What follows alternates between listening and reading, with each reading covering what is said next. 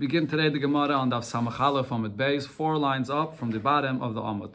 The Gemara continues explaining the machlokes between Rabbi Yehuda and the Rabbanon regarding a fire that burned someone's pile of grain and there was tamun, there was something that was hidden inside of it. So Chachamim say you potter for that, and Rabbi Yehuda says you chayev. So here the Gemara will bring a braisa that will tell us when Chachamim agreed to Rabbi Yehuda's opinion and when Rabbi Yehuda agreed with Chachamim's opinion.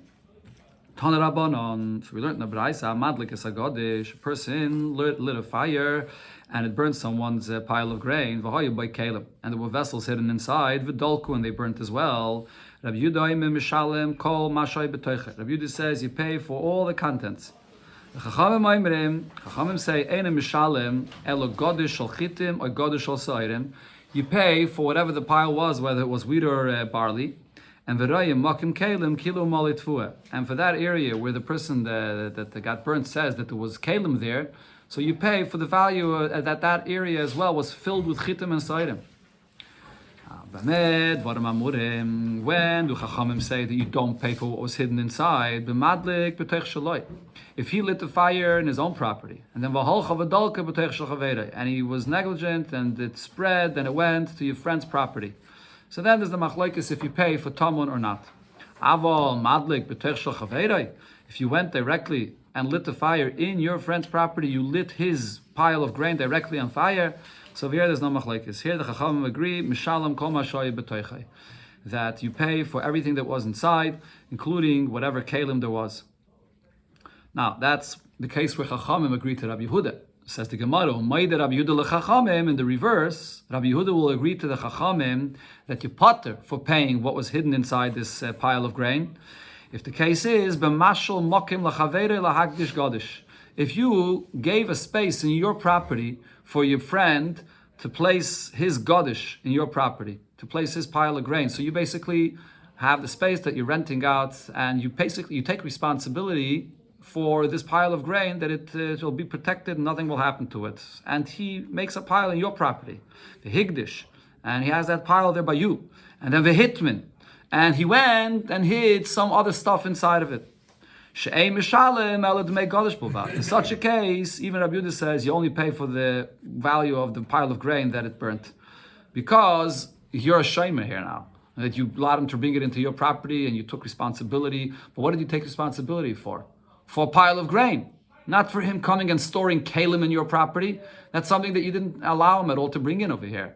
And even mitzad the fact that Rabbi Yehuda says that for a mazik of fire, forget about the shema aspect, but for a mazik of fire you have to pay for things that are hidden inside. But this is an absolute einus. He's coming into your property and you gave him specific instructions, bring in chitim, sa'irim, and he brings in other kalim here. So that's an absolute einus, you're going to be potter. Sagt the Braisa weiter. If he just rented into space for anything. No, that's the story. Yeah. That's what we're saying. But Mashal Maklar the Hagdish Godish. Yeah. Now here the Braisa brings other examples where you gave the person permission to store one thing and he brought in something else. So Lahagdish is a few examples here. One is Lahagdish Chitim. You give your friend the space in your property to bring there a pile of wheat, and the Higdish side, and instead he brings in a pile of barley, which is less value actually. And then in such a case, what happened now? The fire that the owner of this property made burnt this item. So in such a case, obviously, you're only going to pay for this item because that's what got burnt over here. So item, in a case where you gave him permission to make a pile of barley, the higdish chitin, and this person instead didn't listen to you. He brought in, he made a pile of wheat. So again, similar to what we said before, you never gave him the permission to make a pile of wheat over here. You gave him the permission to bring in only barley. So you're only going to have to pay for barley. Chitin, you gave him permission to make a pile of wheat. And v'chipan b'sairin. So he brought in wheat, but then he covered the wheat on the outside with a layer of barley. And to you, it looked like that he only brought in barley. So in such a case, you're also going to be chayav to pay only for the barley, even though you gave him permission to bring in wheat, because what you were able to see is that he was bringing in barley. So to you, it looks like that's all what it was. So you didn't think that there's such an expensive grain over here, wheat, and you thought it's much cheaper, barley, so you were guarding it accordingly. So therefore you only pay for what you were able to see that he brought in. And the last case over here is Sa'idin v'chipam b'chitim. If you gave him permission to bring in Sa'idin and he covers it with chitim, so there is Sa'idin inside, but he covers it outside with chitim. She'enim mishalem el d'mei Sa'idin b'vad. You only pay for the value of the Sa'idin that you gave him permission to bring in. Second, yeah. Okay, so those are the 4 cases here where you see this point that if a person comes into your property, so then what you gave him permission for, that's what you have to pay for. If not. But all other things that he brings in, you don't pay for. And there's other details here as well. Is the 4th case different than the 3rd case? Yeah. It's the 3rd case is a different chiddush. You actually gave him permission to bring in chitim. And there's another chiddush. Nevertheless, because he covers it with sa'irim, so therefore, to you it looked like he only brought in sa'irim. So you're not going to be chayav for the chitim, even though you gave him permission for the chitim. The Gemara is actually going to focus on this point right now. One second. The Gemara, no, you don't. The Gemara is going to focus on that point right now. And the Gemara brings another example for this. Narove said, Hanaisin dinner zav leisha. You give a golden dinner to a woman that she should safeguard it for you. But va'amala, you tell her, Hizari baishal kesafu. Be careful with what I'm giving you. I'm giving you a silver dinner. So apparently it was inside a pouch or whatever it was, and she didn't see exactly what it is. And he's telling her, be careful with this, it's a silver dinner. So now, is hizi kasai, if she went by hand and she destroyed it, she threw it out, so then mishalem is dinner zav. So she's going to have to pay the price of the golden dinner that she destroyed mamish directly by hand.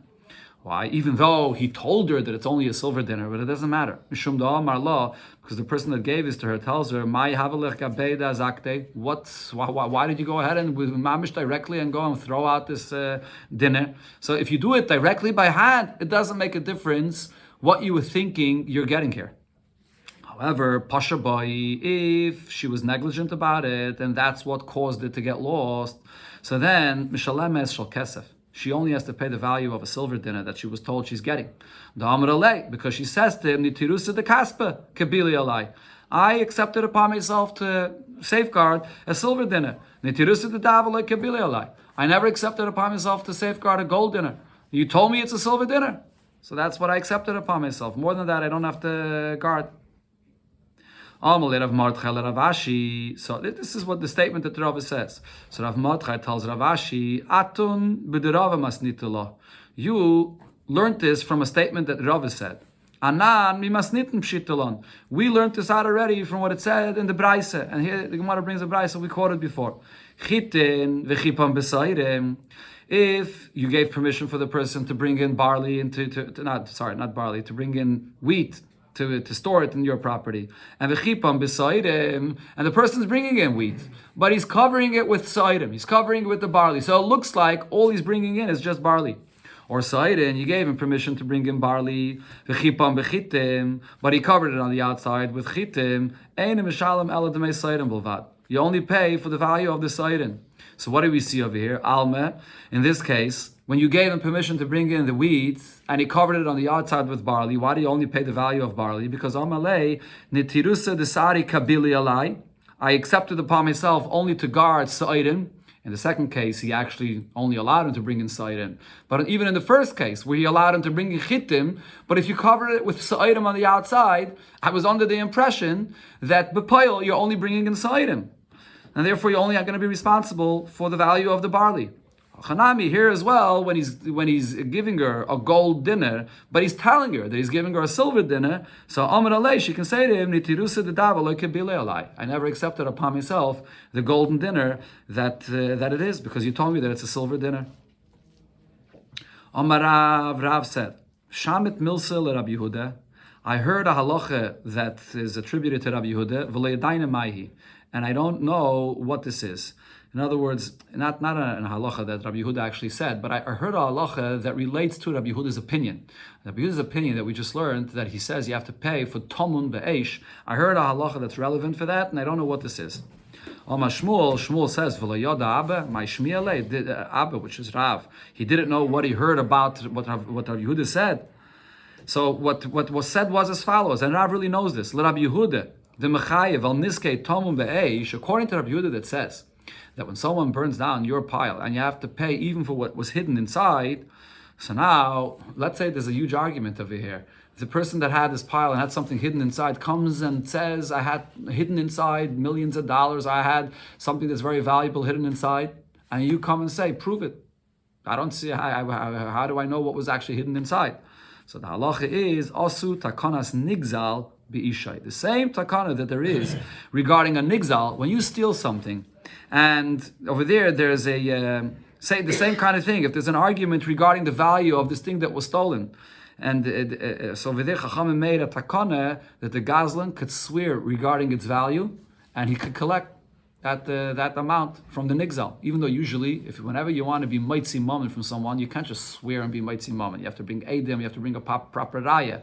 But by a gazlan and a nigzal, Chachamim made a takana that because this person is a gazlan, so the nigzal swears and he can collect the value that he claims that was stolen. Same thing over here. Be'ishoy, by a fire, Chacham made the same takana. Because you're a mazik, you were negligent, and you allowed your fire to burn down this person's pile of grain and the stuff that were inside. If he swears what was hidden inside, you're going to have to pay for that. So based on this, Hameimer asked whether we say this kind of takana in a similar situation. Also takanas nigzal b'mosur. Did Chachamim make this same takana regarding a nigzal that you can swear and collect that value that you claim you have just with a shvua? Do you say the same thing regarding a masr? A masr is an informant, and an informer, that is. Yeah, a person that goes and tells the government about something that you have, and the government comes and takes it away from you. So he causes you a major loss. So regarding this case of a masr, do you also say that you can swear and then collect from the masr based on just your shvuah, that what the value of what the government came and took away from you? Or regarding a masr, this takana Chachamim did not apply it in this case. So the Gemara now explains, according to whose opinion this is the shaila. According to the opinion that says that we do not judge the din of garmi, meaning we don't obligate a person to pay for a damage which just comes from a garmi. Garmi simply means it's a damage that you caused, not a damage that you did directly. Like over here in the case with an informer, he didn't actually damage this person's property, he just informed to the government, and then the government came and damaged. But according to most Rishonim, when the Gemara uses the term garmi, it's different than the term grama. Grama is a kind of cause which is not so direct and not so immediate. Garmi is a kind of a damage which is very direct and very immediate. When you tell a government about this person is, avoiding to pay taxes or something else, that you go and tell the government, and that directly and immediately causes the government to come and confiscate something from him. So that's garmi. That's a more of a direct cause. So now, but there is still an opinion that says that just like grama in general, we don't make you pay for it, even by garmi. Even when it's a more direct cause, you still don't pay for it.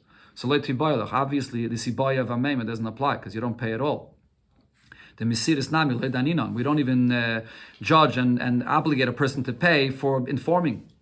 According to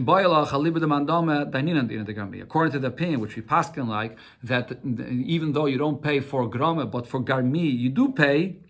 So the question over here is, by this informer, and when he calls you this damage, asu takanas nigzal b'masur, did Chachamim make the same takana that they made by a nigzal, that you can swear on what the value was that was confiscated, and I'll have to pay you, like by a nigzal, the mishtaba v'shakil, that he swears and takes, maybe the Chachamim did not apply that over here, only by eish, only by a mazik, or by a nigzal, but not regarding this informer.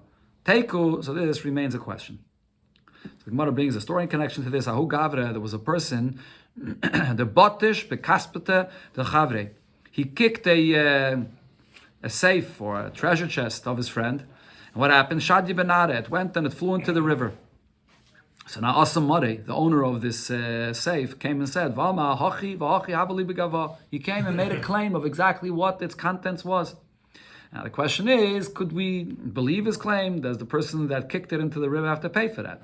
So Ravashi was sitting and was analyzing the halacha here. What's the halacha in such a case? How much does the person that kicked it into the river have to pay? So Ravina says, again, Ravina says to Ravacha, the son of Rav, said, Ashi.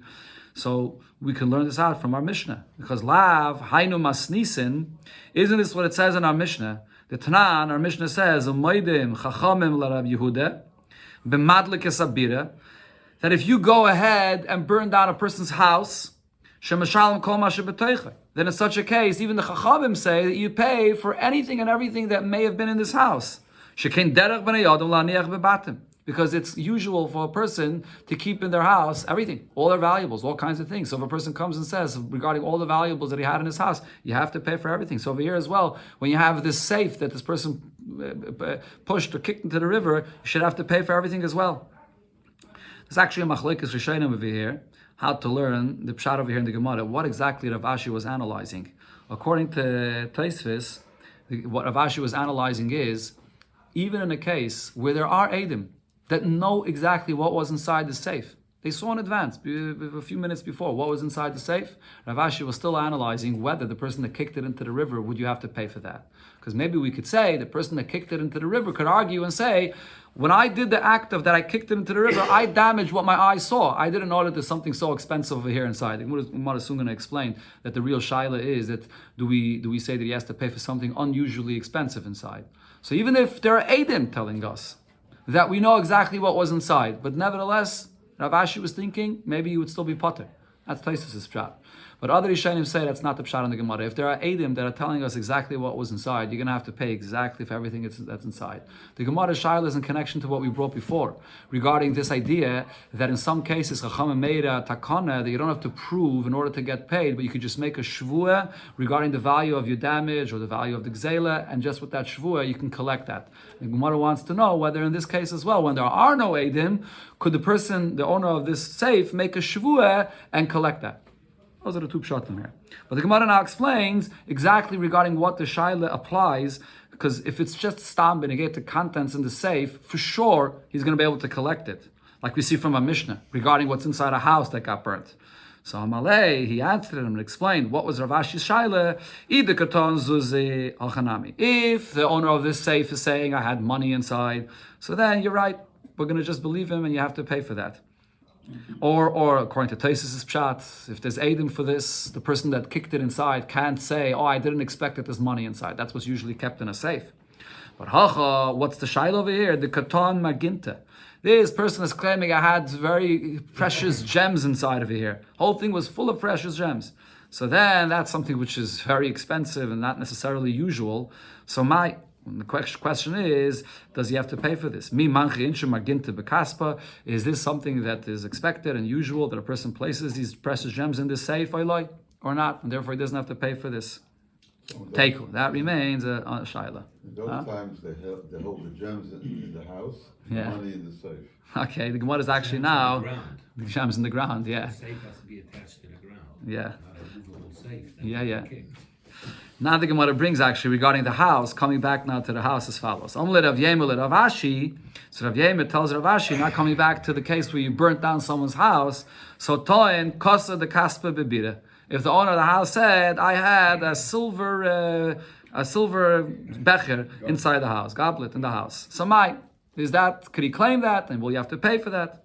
So Amalei, so he answered, well, we look at the circumstances. If it's a rich individual, there is the cost of the kaspa, that it makes sense that he has a silver becher, inami, or even if he's not himself rich, but inish mehemna, who he was a trustworthy person, the mafkedi inshi gabe, where people gave him to safeguard a silver becher, then mishtaba v'shokol. So like we said before, the takana that Chachamim made, you can swear, and just with the shvua, you can go and collect that. So here, we see from the Gemara over here that what it said before, this idea of making a shvua, it's not only according to Rabbi Yehuda, even according to the Chachamim, regarding a house, where you do have to pay for all the contents inside, you don't have to prove it. As long as you're a person that it makes sense that you had this, so then you just swear and you can collect it. But viloi, if it's not, you're not rich and there's no reason to think that you had a silver becher, then lav kol kamine. A person can't start making all kinds of claims about all kinds of expensive items that he had in his house. Okay, the Gemara here, and it brings now another concept regarding a gazlin. The connection to the Gemara before is not so clear, but the Gemara says as follows: Amalei Rav Ade berei de Rav Ivye le Rav Ashi ma ben gazlin lechamsen. What is the difference between a gazlin and a chamsen? Seemingly, they both mean someone that takes something away from someone by force. That's like what a gazlin is, and the chamsen is seemingly the same thing. What is the difference between them? Amalei, so he says chamsen. Yeah, chamsen is forcing the person to give it to you, but you have dummy. He pays you for it. But Gazlan lo yovdom. Yeah, Gazlan is someone a thief that steals it and doesn't pay for it. That's the difference. Amalei, so he asked them this, Yov Dami, if the person is forcing you and he's taking it away, but he pays for it, Chamsin Kadislay, that you call a Chamsin. This, a Chamsin would even be, what happens is a Chamsin is a person that becomes puzzle for Eidos and so on.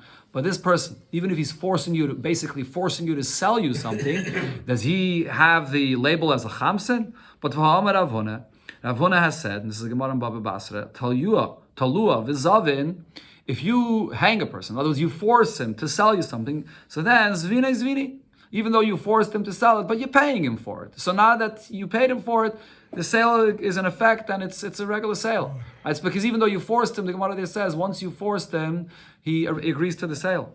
So over here as well, why is this person get this label as a chamsin? So the Gemara answers, it depends. Loi kasha, hada ma reitzani. In the case where Rav Huna, he wasn't interested in selling it, but you force him, and then he says, okay, I'll sell it to you. So he agreed in the end. So therefore, over there, he's not called a chamsin. Ha, the loyama reitzani.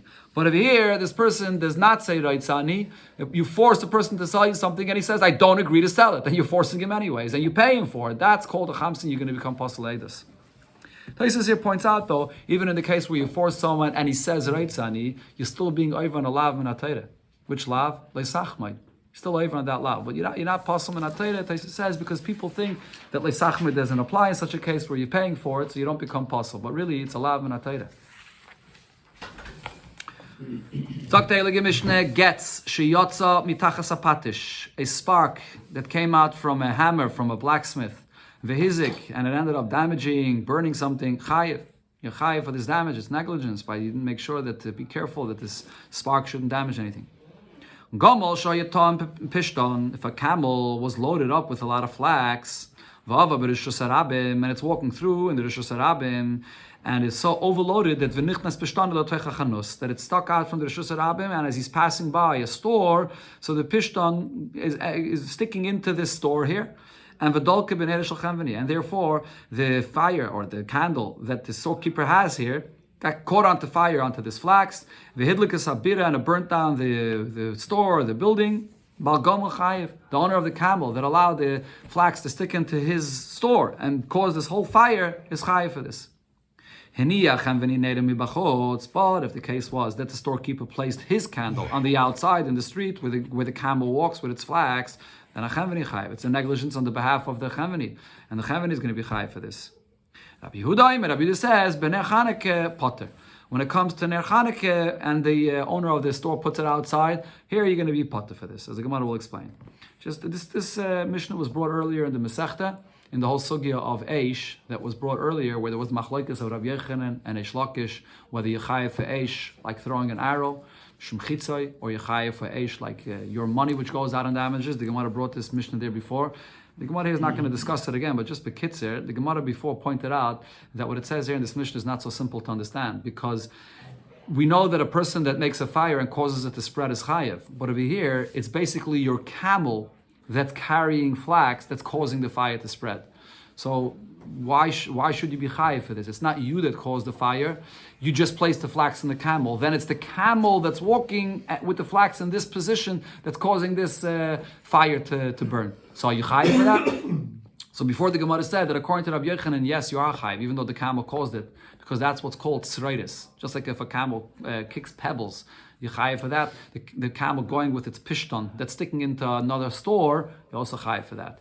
According to the Shlakish, the Gemara says that you're going to have to say that what happened over here is it's not just that the flax ignited the fire, but the flax actually stayed there and the camel walked there further and further close into the store, that it made the fire spread into the entire area of the building. So it's mamish a direct damage that the camel itself is doing. That's the simple pshat of this Mishnah according to these two opinions. Okay, but the Gemara over here focuses on the Ner Chanukah. From what Rabbi Yehuda here says, you can prove that Ner Chanukah mitzvah lanicha b'toich hasara, that you place the Ner Chanukah below 10 tfachim, which is in an area that what the Mishnah says here happened, it caused the fire. The Gemara explains, if you can place your Chanukah candle, on the outside, but you can place it higher up, higher than 10 tefachim. So then Amay Omer Rabbi Yehuda ner Chanukah potter. Why is Rabbi Yehuda saying that regarding placing a ner Chanukah outside, you're going to be potter? Why are you potter? Lei Malay, the owner of the camel with the flax should say, you can place the candle, the Chanukah candle, outside, but you have to place it higher up. Why are you placing it so low down? So you see that no, you can't ask him to place it so high up because the mitzvah is to place it dafka low down. It should be closer to you, more accessible to you. Okay, the detail of lemato masore l'chayre is not something that you mamish directly see from this case over here, because a gomel and a camel is much higher than that anyways. But Ravina was saying misvara that he held that ner Chanukah is supposed to be lower than 10 tefachim. But he's saying from our Mishnah, you see that you don't have to place it much higher than the camel and the contents of the camel. So the Gemara answers, no, there's no raya from here. Loi, Amri, that is, they said loi, there's no raya from here. Loi lo mei malach, really I'll tell you, afilu lo mayla masara, that the ner Chanukah could be placed even higher than 10 tefachim. My Yomris, what are you going to say?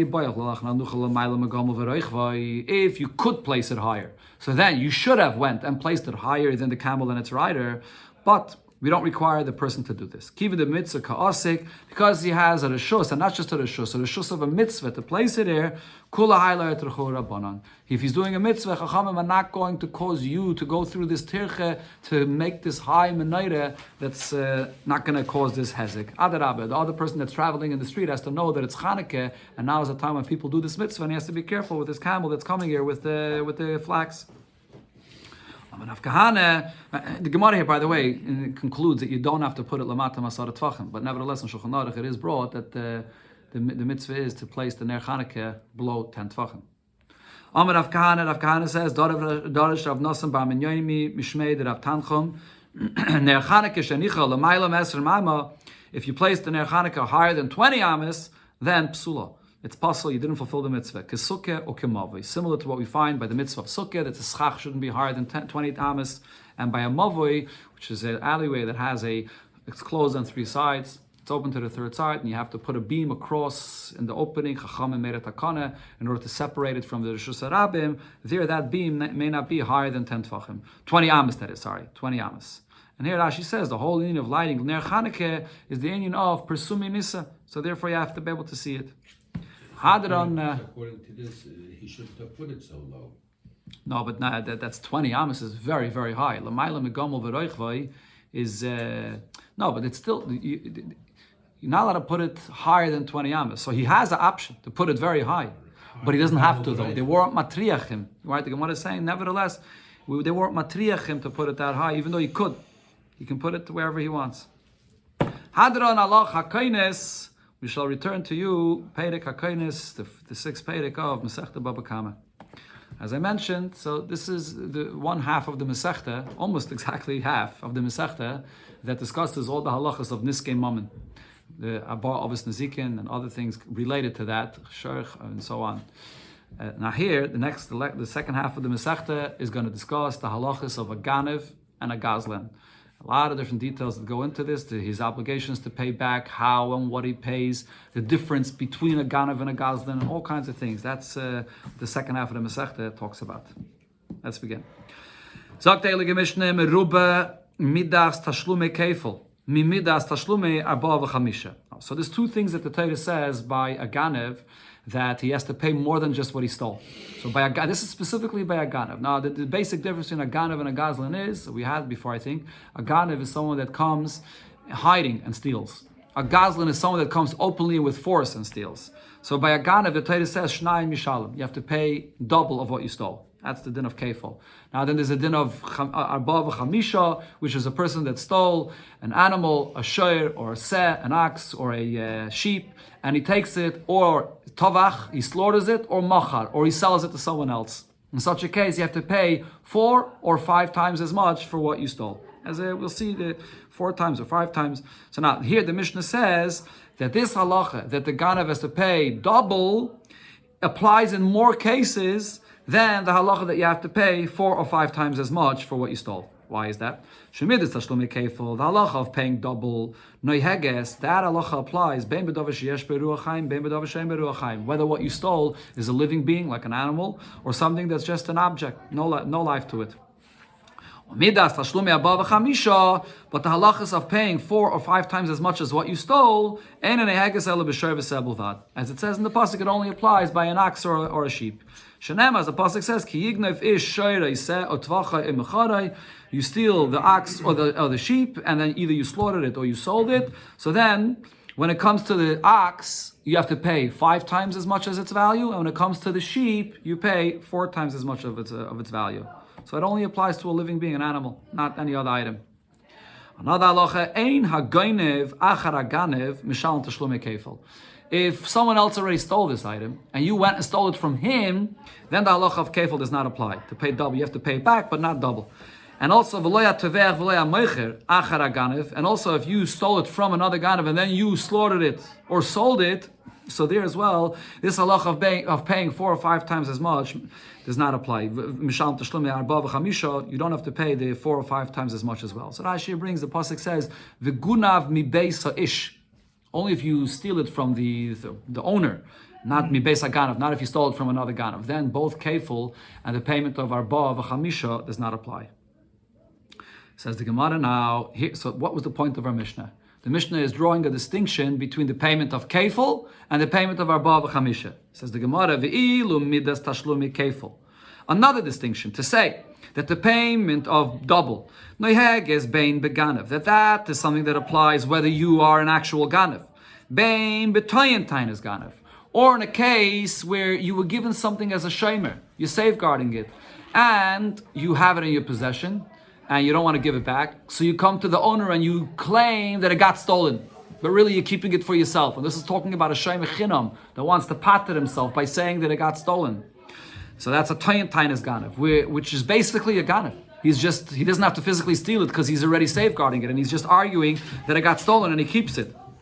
So now, to say that kefil applies whether you are an actual physical ganev or you're claiming ganeva, and therefore that's how you're stealing it. But the halacha of paying back 4 or 5 times as much, that only applies if you're an actual ganev, and not in a case where you were safeguarding someone's animal, and then you're stealing it for yourself, and you went and slaughtered it or sold it to someone else. So over there, it does not apply. That distinction the Mishnah does not say. Like Katani. So what do we see from this? This proves what Rab Chia bar Abba said. A person that claims that an item that he had, that he's safeguarding, got stolen, and he wants to keep it for himself. So both of these halachas apply. Mishalem tashlumi kefil, you have to pay kefil for this. Tava chomachar, if you slaughtered it or sold it, mishalem tashlumi arba v'chamisha, you would also have to pay 4 or 5 times as much. So therefore the Mishnah doesn't say this distinction. This is a raya to what Rabbi Yechanan said. Iked Amri, there's another version for this that said, no, you cannot prove it from a Mishnah. And the way this went is as follows. Shall we say that our Mishnah proves what Rab Chia bar Abba said? If you're safeguarding an item and you want to keep it for yourself and you claim that it got stolen, regarding this Pikadain, so then, Mishalem Tashlumi Kefil, the halacha of paying double applies. If you stored it or sold it, the halacha of paying 4 or 5 times as much also applies. So that the raya is from our Mishnah, because our Mishnah does not draw a distinction between kefil and the payment of arba v'chamisha regarding this case of toyin tainis ganav. So I see that both apply in this case. Says the Gemara, no, there's no raya from our Mishnah, because mi katani ein bain. Does our Mishnah use a strong term to say ein bain? There is no difference between the payment of kefil or paying arba v'chamisha besides this thing that the Mishnah says regarding ruach chayim. Merube katani. All our Mishnah says is that there's something more, there's an added case where you pay kefil and you don't pay arba v'chamisha. So therefore, Tana v'shayir. We could say that our Mishnah said one distinction, but it left over others. There is another distinction as well. And Taisus over here says, usually when the Gemara says that there's Tana v'shayir, that it left out something, usually the Mishnah has to leave out more than just one point. Taisus says that there's also another case that we could say the Mishnah left out, and that's by a Shemer Aveda. A Shemer Aveda as well, that is claiming that it got stolen, and he really has it over there. The Gemara left out that distinction as well. That's or another thing. Taisa says when the Mishnah says merube, you don't have to say that the Mishnah left out another thing, because merube is just the Mishnah is pointing out merube that there's one thing, that there's a halacha that applies only by kefil and not by Bava Kama. But it's obviously leaving out others. You don't have to, even if it leaves out one thing, it's fine.